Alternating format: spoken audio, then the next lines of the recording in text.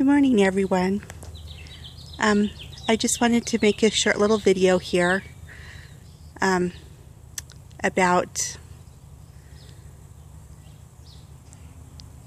XJWs and living in the real world. Particularly, this video is going to be about romance and dating. There's going to be a lot of people, if you're not an XJW, that won't understand exactly what it is that a JW believes about dating and all. So what they really believe about dating is that you don't date or marry outside of the religion. So if you're not a JW, then if you're not a Jehovah's Witness, then you don't date them. You don't marry them, or else you could be disfellowshipped. So the thing to understand is, and also that once you do find somebody you're interested in, you have to be so interested in them that you're certain you're going to marry them before you start dating. And even at that point, when you start going on your dates, you have to be chaperoned. So it's very different than what most people believe about dating and such. So that's just kind of a background of where I'm at, because I just very recently left the religion, and that was what I was grown up to believe. So I just wanted to kind of talk about a little experience that happened to me recently. I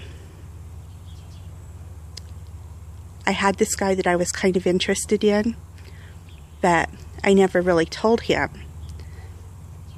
because, you know, another thing in Jehovah's Witness is you don't flirt and you don't make subtle comments about things, because that would be considered like too sexual or whatever. So this person was commenting to me about things, and I didn't really clarify what he was really thinking, or didn't really ask what he was thinking, and I didn't really reciprocate, because as a Jehovah's Witness, that's just kind of something that's really hard, because you don't really have experience with it. So I never really told him how I felt, because I am kind of shy by nature as well. So I just recently found out he's in a relationship, which kind of broke my heart. But in another way, it's like, well, you didn't tell him anything, so how is he to know how you are to feel?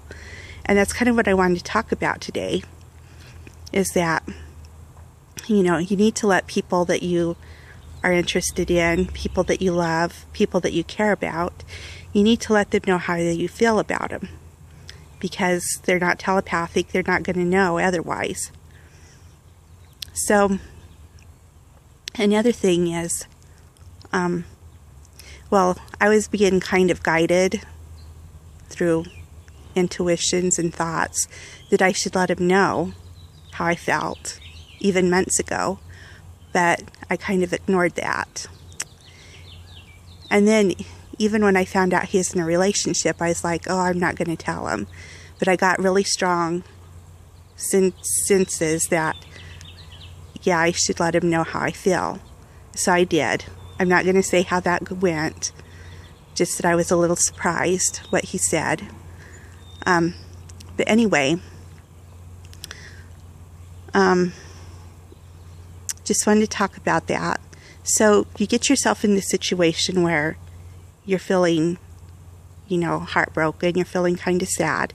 What do you do about it afterwards? The first thing is to realize that it's a teaching. It's a lesson. And you shouldn't be too hard on yourself. You should forgive yourself, because we're always learning lessons in life, right? And the next thing is you need to decide,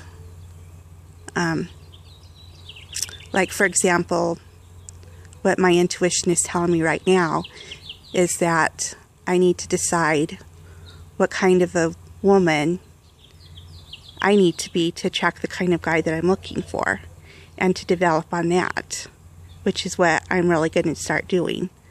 Because I would think that someone that I'm looking for would want someone who's pretty strong and courageous, someone that knows what she wants and goes out there and gets it. And what I tend to be sometimes is a little bit on the daydreamy side and procrastinating. So I'm really going to work on those two things, because I would think that the guy would want a nice, keep a nice house and someone that's successful. And you're never going to be that way if you're procrastinating all the time. So that's the major thing that I'm going to be working on. And so I'm going to start writing out a schedule and keeping things, And so that's what you kind of do when you're waiting to see what happens or waiting for the right guy to come along. The other thing is you need to get really clear in your heart what you really want, so that the universe knows what to deliver. And then you see that very, very clearly in your mind, using your imagination. Yes, it's not wrong to use your imagination. You just can't use it overly much, that you're not living in the real world, which is what I tend to do sometimes. And you really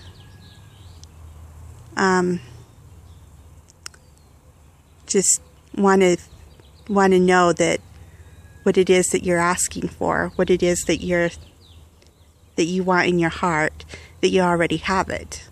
You need to see it and feel it and hear it, and know that it's yours. It's already yours. You can't have it any other way. It's just already yours. So just imagine that, and keep very optimistic about the situation, which can sometimes be difficult. But that's the key, is knowing that you already have it and being optimistic about it while things work out, which they will. Things work out for the best for everyone, no matter what. And I've discovered that it's during our times when we're the saddest, and we're the most scared, and we're the most unsure and confused. That's when our growth really happens. The good times are there to keep us going. They're there to encourage us and help us. But our true growth comes from times like this, when we're really unsure, we're really kind of sad, when we're scared. That's when the true growth happens. So anyway, I hope that this will help somebody. And not just XJWs, but, anybody who's kind of on the shy side can really benefit from this. And realize that the right person's out there, no matter what. So anyway, I thought I'd share our pretty little apple tree that's out in blossom right now. That seemed like an appropriate thing for this talk.